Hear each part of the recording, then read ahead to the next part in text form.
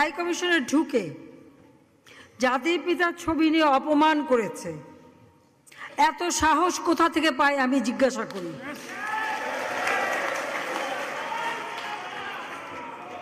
আমি জানি না আমাদের হাই কমিশনে এখন কারা বসেছিল এবং তারা সেখানে কিছুই করতে পারলো না কেন, সেটাও বড় প্রশ্ন।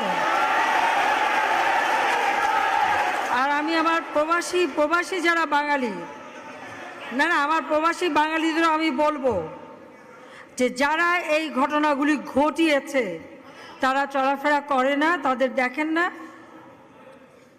যে হাত দিয়ে জাতির পিতার ওই ছবি নিয়ে তারা ভেঙেছে,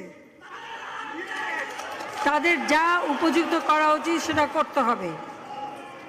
কারণ জাতির পিতার নাম মুছে ফেলার চেষ্টা করা হয়েছিল, তো তারিখ যেহেতু দূরের কথা, ওর বাপ তো চেষ্টা করে।